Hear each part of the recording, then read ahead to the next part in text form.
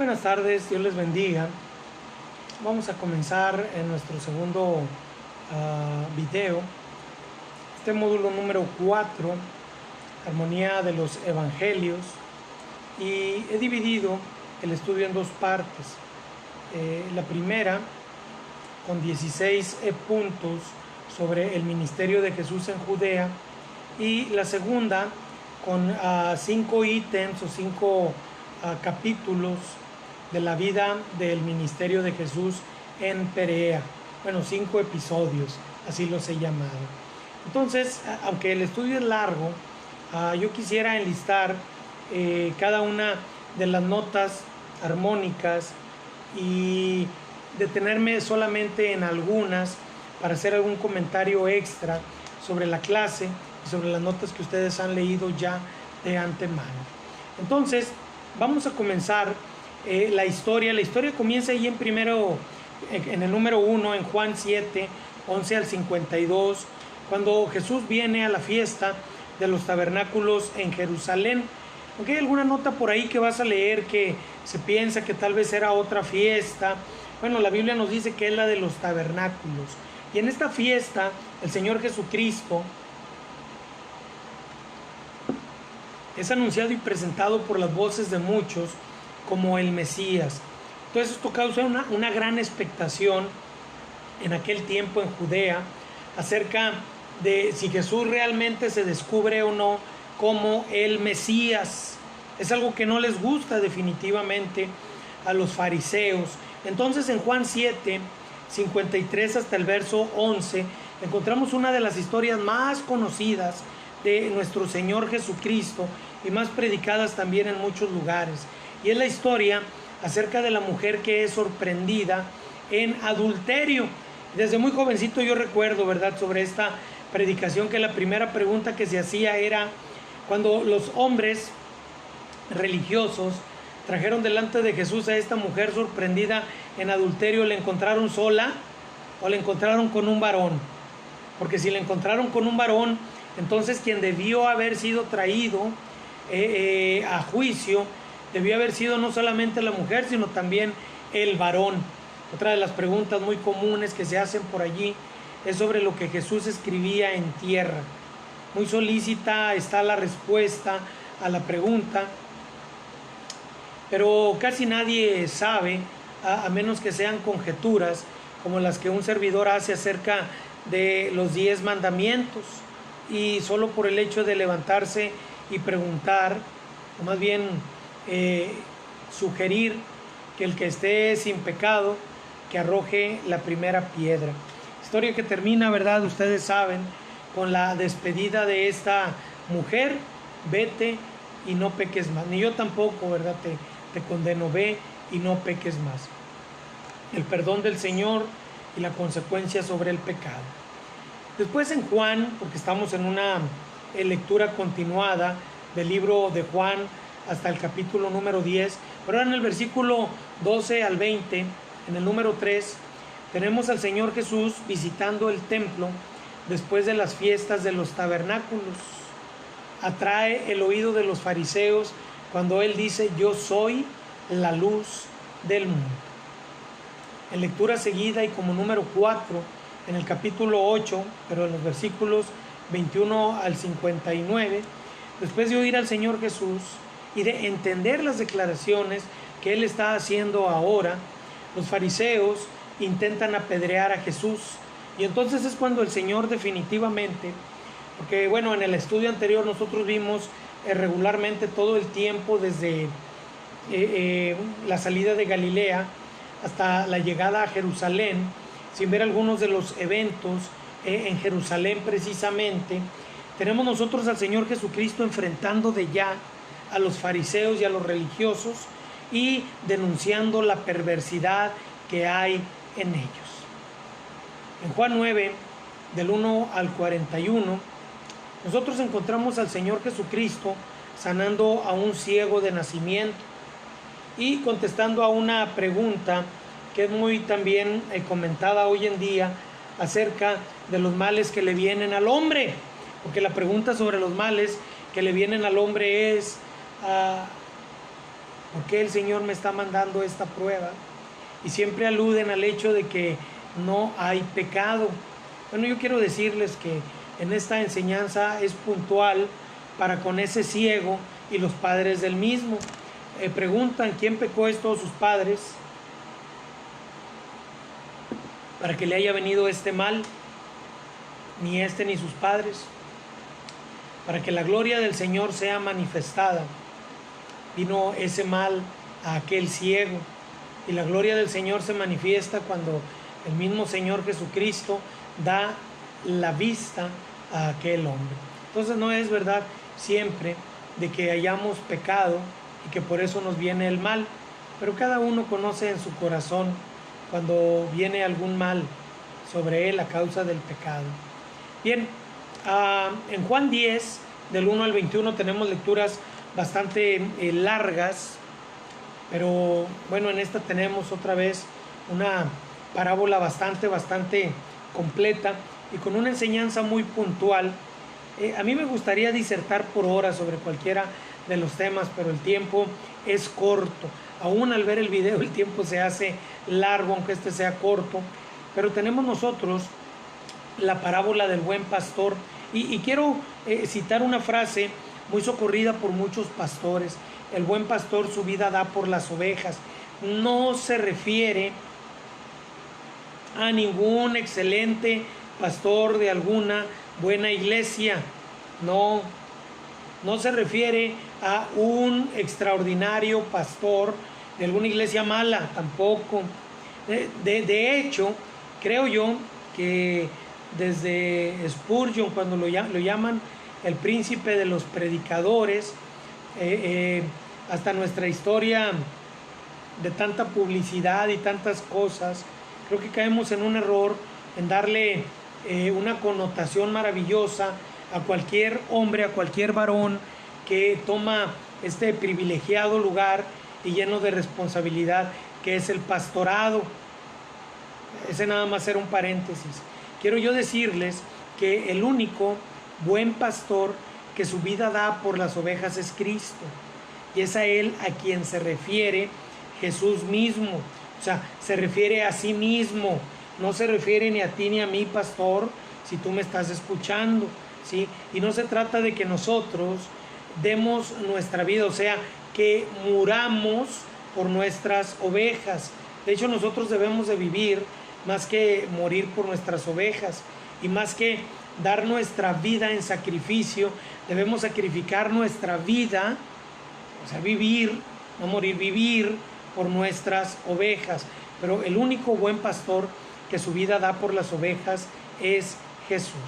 Enseguida cambiamos nosotros hacia Lucas, en el capítulo desde el 10 y hasta el versículo número 13, antes de regresar a el libro de Juan. Y tenemos también en una lectura continuada, en el número 7, Lucas 10 del 1 al 24, y es el Señor Jesús dando la misión a los 70. Ahora, esta misión a los 70 tenemos que entenderla de la siguiente forma. Hay algunas cuestiones que nos son replicadas a nosotros en nuestra misión como cristianos, pero no son definitivamente las mismas o los mismos mandatos que se les dieron a los 70 los que se nos dan a nosotros, ¿sí? Nosotros no vamos a echar fuera demonios, nosotros no vamos a hacer milagros, que bueno, un milagro que resulta en nuestras vidas cuando nos entregamos al Señor y hablamos a otros de Cristo, es que el Espíritu Santo se manifiesta y obra salvación en aquellos que entregan sus vidas a Cristo, ¿verdad? Pero no levantamos nosotros con nuestras manos a los muertos, ni con nuestro manto, capa, camisa o saco hacemos milagros, ¿sí? Enseguida tenemos nosotros en Lucas 10, 25 al 37 la parábola del buen samaritano, con aquella última frase de ve y haz tú lo mismo. El buen samaritano no es el que me ayuda a mí.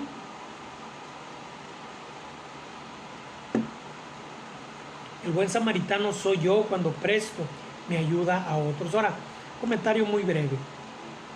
Si nosotros queremos ser servidores de Cristo, tenemos que hacerlo mediante el servicio a los hombres. Si nuestra adoración en la oración, en el canto y en la ofrenda es al Padre, es al Hijo y es al Espíritu Santo. Nuestro servicio en este mundo es hacia los hombres, hacia los pequeñitos, hacia los niños. Cuando los servimos y atendemos a ellos, glorificamos a Cristo. Ve tú ya lo mismo. En Lucas 10, 38 al 42, Jesús está en casa de Marta y de María, y es donde Jesús llama la atención de Marta acerca de acercarse, válgame la redundancia, de acercarse a oír la palabra de Dios cuando tenemos la oportunidad. En Lucas 10, 38 al 42, Lucas 11 del 1 al 13, ya en el número 10, tenemos el Padre Nuestro y la palabra del amigo inoportuno. Ahora, en cuanto al Padre Nuestro, muchos creyentes tienen miedo de repetir esta oración solemnemente en el culto, en la iglesia, en la oración diaria, porque piensan que están rezando. Bueno, no se trata solamente del rezo o repetición, que significa lo mismo, ¿verdad? Pero sí se trata de la oración modelo que el Señor Jesucristo enseña hacia aquellos que quieren dirigirse al Padre. Ahora, también tenemos nosotros ahí una parábola que es la de el amigo inoportuno, y no se trata de otra cosa de que aún en la inoportunidad nos es prestada atención. Oremos siempre al Padre. En los versículos 14 al 36, una vez más el Señor Jesucristo es acusado por los religiosos de tener demonio. Ahora, me gustaría abordar un poquito este tema, que aunque es largo, ¿verdad? Me gustaría compartir un poco, de veras que es solo un poco nada más. Juan 11, 14, dice la palabra de Dios: estaba Jesús echando fuera un demonio que era mudo, y aconteció que salido el demonio, el mudo habló, y la gente se maravilló. Pero algunos de ellos decían: por Belcebú, príncipe de los demonios, echa fuera los demonios. Otros, para tentarle, le pedían señal del cielo. Mas él, conociendo los pensamientos de ellos, dijo: todo reino dividido contra sí mismo es asolado, y una casa dividida contra sí misma cae. Y así también Satanás está dividido contra sí mismo, ¿no? Y si también Satanás está dividido contra sí mismo, ¿cómo permanecerá su reino? Ya que decís que por Belcebú echo yo fuera los demonios, pues si yo echo fuera los demonios por Belcebú, vuestros hijos, ¿por quién los echan? Por tanto ellos serán vuestros jueces. Mas si por el dedo de Dios echo yo fuera los demonios, ciertamente el reino de Dios ha llegado a vosotros. Cuando el hombre fuerte y armado guarda su palacio, en paz está lo que posee. Pero cuando viene otro más fuerte que él y le vence, le quita todas sus armas en que confiaba y reparte el botín. El que no es conmigo, contra mí es, y el que conmigo no recoge, desparrama. Dice el 27, y mientras él decía estas cosas, una mujer de entre la multitud levantó la voz y le dijo: bienaventurado el vientre que te trajo y los senos que mamaste. Y él dijo: antes, bienaventurados los que oyen la palabra de Dios y la guardan. Y apiñándose las multitudes comenzó a decir: esta generación es mala, demanda señal, pero señal no le será dada sino la señal de Jonás. Porque así como Jonás fue señal a los ninivitas, también lo será el Hijo del Hombre a esta generación. Bueno, hasta ahí me quedo. Quiero solamente comentar que hoy en día hay mucha gente que está buscando en un espíritu malo, en un espíritu de adivinación, en una cajita, así se le llama en México, ¿verdad?, a los espiritistas. Están buscando en un brujo, en un hechicero, en un vidente, respuesta a los problemas que tienen. Los problemas que tienen no son sino a causa de Satanás. Y si no es por medio de Cristo que Satanás es vencido, ¿Satanás podrá ser vencido por Satanás mismo? Creo que de ninguna forma. En el versículo 37 al 54 de Lucas 12, Jesús denuncia a los fariseos y a los doctores de la ley, y es hermanos, ya un pleito, ya es una guerra declarada entre Jesús y los doctores de la ley, los fariseos, los religiosos. En Lucas 12, Jesús denuncia la hipocresía, la avaricia, y nos cuenta la parábola del rico insensato. También habla sobre la ansiedad y la vigilancia, y nos cuenta la parábola de los siervos fieles y los siervos infieles. Ahora, quiero animarles, por favor, y también exhortarles a que estudien cada una de las parábolas de esta clase, que las anotes y que seas capaz de describirlas. Y en la lectura que tuvimos sobre la acusación hacia Jesús de ser poseído por un demonio, hay una nota en la página 104. ¿Sí? En la página 104 hay una nota, estúdiala por favor, léela, porque pido en el examen hablar sobre la misma.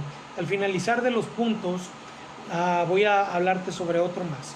En Lucas 13, del 1 al 9, tenemos nosotros dos tragedias conocidas entre el pueblo de Israel, que si bien históricamente no son señaladas en la Biblia, las tenemos aquí mencionadas por el Señor Jesucristo, e invita a todos a arrepentirse, y se nos habla de la parábola de la higuera estéril.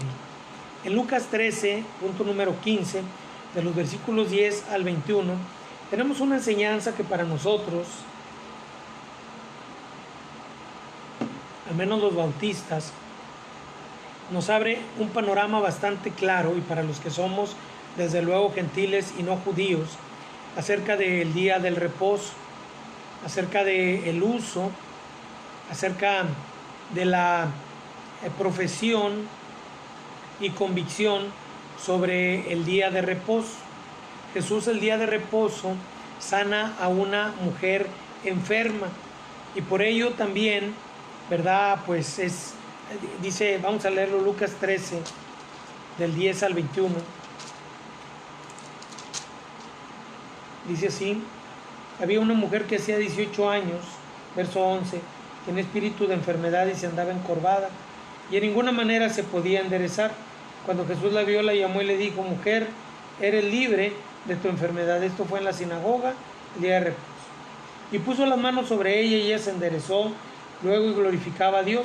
Pero el principal de la sinagoga, enojado de que Jesús hubiese sanado en el día de reposo, dijo a la gente: 6 días hay en que se debe trabajar, en estos pues venid y sed sanados, y no en día de reposo.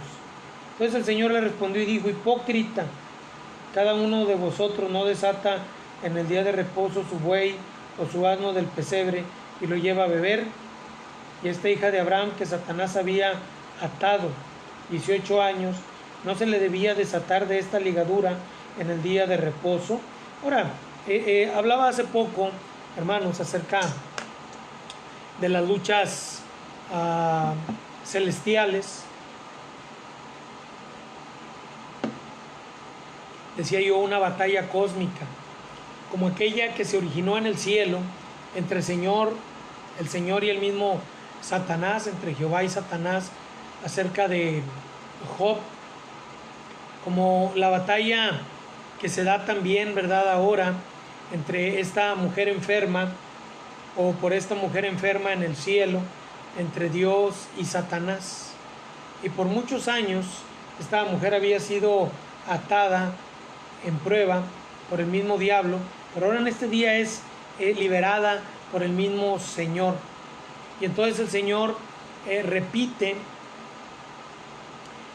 unas parábolas que habíamos escuchado antes, la de el grano de mostaza y la levadura.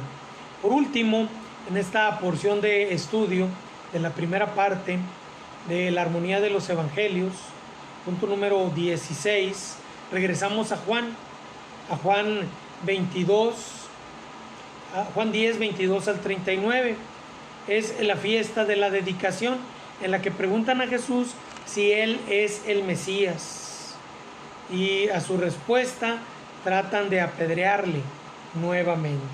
Ahora, antes de que vayas al estudio, porque bueno, lo que te presento yo aquí es sin notas, en el resumen que te envío, todos los textos de la armonía.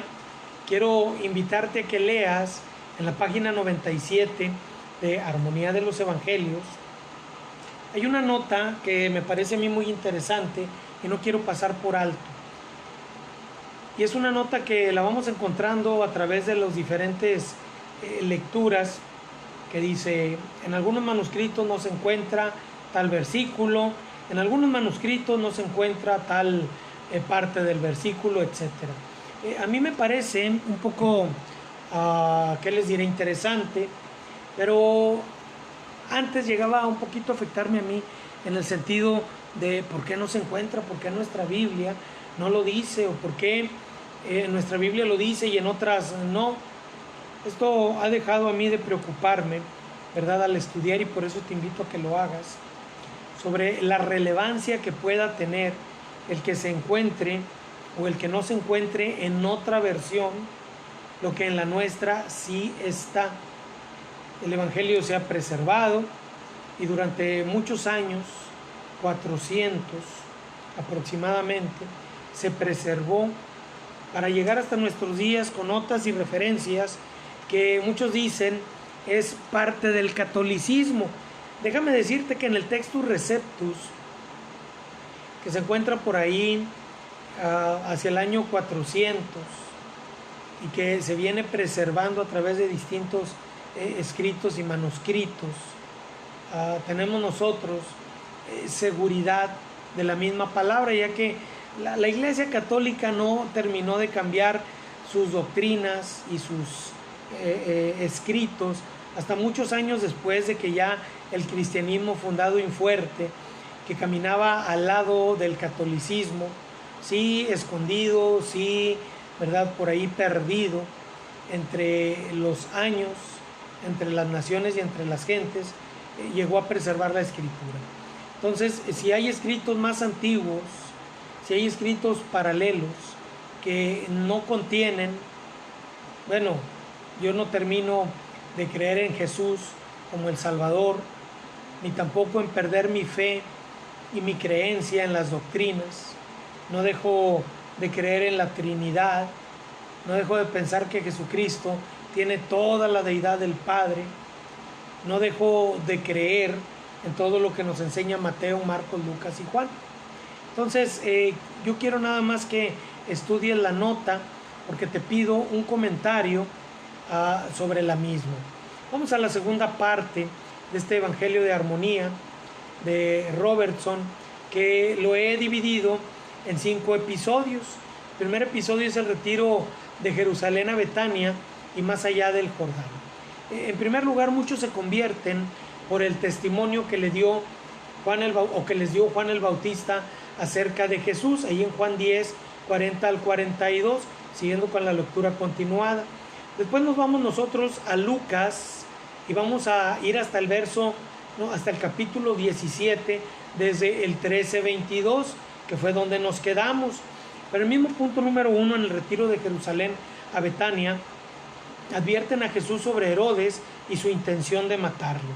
Enseguida Jesús sana a un hombre hidrópico en sábado, un hombre que retiene agua, que se hincha.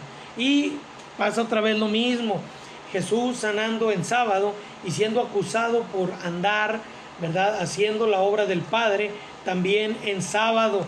Jesús declara, hermanos, que el sábado no es hecho ni por el hombre ni por causa del hombre, es para Dios, ¿sí? El costo de ser discípulos de Jesús, cuando muchos dicen: Señor, yo voy contigo, Señor, yo andaré contigo, y entonces el Señor les dice claramente lo que cuesta seguir a Jesús. Esos que quieren seguir a Jesús, y el Señor dice: no tengo yo ni dónde recostar mi cabeza. Hay otros estudios acerca de Jesús cuando Él declara que tienen que dejar, ¿verdad?, todo y seguirlo. Ahora, En el número 5, el Señor habla de tres parábolas que van de mayor a menor, pero el sentido es lo mismo, el perdido. La oveja perdida, una entre 100. La moneda perdida, una entre 10. Y el hijo pródigo, uno perdido entre 2. Porque a veces yo me pregunto quién estaba más perdido, el que se fue o el que estaba en casa. Número 2, las tres parábolas respecto a la mayordomía. Y aunque en la lectura de la armonía está en un solo punto, yo la dividí en 3. ¿Por qué? Porque es bien interesante ver cómo en Lucas 16 del 1 al 13 se enseña la parábola del mayordomo infiel y va dirigida directamente a los discípulos. Enseguida viene la parábola del hombre rico y Lázaro, que va dirigida a los fariseos, y luego enseguida el siervo inútil, que es dirigida a ti y a mí. En tercer lugar tenemos la historia desde Perea hasta Betania, y nos encontramos nosotros primero con la gran historia de la resurrección de Lázaro. Bueno, creo que hablamos un poquito en el módulo anterior acerca de la resurrección de los muertos. Y en este caso, hermanos, bueno, Lázaro era una persona que creía en Jesús, era un creyente. Fue una persona que cuando murió, definitivamente su alma no fue condenada al Hades, en el lugar de tormento, ni al infierno después, ni al lago de fuego, ¿verdad? Y que Dios dispone de las almas de los hombres, aunque todas le pertenecen, dispone y hace lo que quiere, y lo encontramos en la Biblia, aún después de su muerte, ¿sí? Enseguida tenemos en el verso número 11, Jesús sana a 10 leprosos y solamente uno regresa. Enseguida Jesús anuncia la segunda venida del Hijo del Hombre en Lucas 17 del 20 al 37. En el verso número 1 al 8 de Lucas 18 tenemos la parábola de la viuda inoportuna, una enseñanza muy hermosa acerca de la oración insistente al Padre, ¿sí? Y por último, en Lucas 18, 9 al 14, en la lectura continuada de Lucas, tenemos la parábola del fariseo y el publicano. Ahora, hay algunos hermanos que cuando les invitamos a orar dicen, no, es que la Biblia dice, ¿verdad?, que entre en mi aposento, cerrada la puerta, ore al Señor en lo secreto. Bueno, sí, pero también podemos orar al Señor en público, ¿sí?, con la actitud y la humildad del publicano, ¿sí?, no con la del fariseo. Número 4 de estos 5 puntos en los que he dividido el ministerio de Jesús en Perea, de Galilea a Perea, Jesús enseña sobre el divorcio. Bueno, es la vida de Jesús. Jesús es Dios. Dios es el que ha establecido todos los lineamientos morales del hombre desde el principio. Y cuando Jesús enseña como Dios.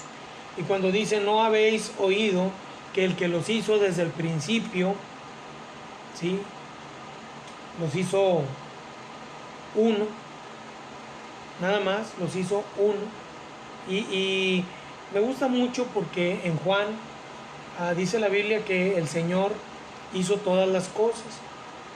Entonces Jesús está hablando sobre algo que Él hizo, el matrimonio. Y cuando enseña sobre el divorcio, sería un buen punto para tratar algún día, no sé cuándo, ¿verdad?, sobre el divorcio. Pero la Biblia nos enseña que Dios en ninguna manera se complace en el repudio, en el divorcio, en ninguna manera. Para aquellos que dicen, bueno, por causa de fornicación, busca en la Biblia, ¿verdad?, cuándo es que Jesús menciona, hacia dónde lleva el Señor cuando menciona causa de fornicación, y te vas a sorprender, ¿verdad?, de lo que es el divorcio a causa de la fornicación. Bien, vamos adelante, buen tema, pero largo también. Jesús bendice a los niños. Dejad a los niños, venid a mí, no si los impidáis, porque de los tales es el reino de los cielos. Número 17 del punto número 4. Un joven rico pregunta sobre lo que se debe de hacer para entrar en el reino de los cielos. Y como cuando Jesús le preguntó, ¿verdad?, ¿tú sabes los mandamientos? Sí. ¿Cuáles? Y el muchacho los dice. Guárdalos, todos los he guardado desde mi juventud. Pero ¿sabías, mi estimado hermano, que todos somos asesinos? ¿Sabías que todos somos ladrones? ¿Sabías que todos hemos deshonrado a nuestros padres? ¿Sabes que todos hemos codiciado cualquier cosa? ¿Sabes que todos somos adúlteros? Y si alguna de estas has contestado que no, ¿sabes que todos somos mentirosos? Bien, una rica e interesante historia. Parábola de los jornaleros, el número 18, el número 4 de Galilea Perea, y es en Mateo 20, del 1 al 6, donde se nos narra esta historia.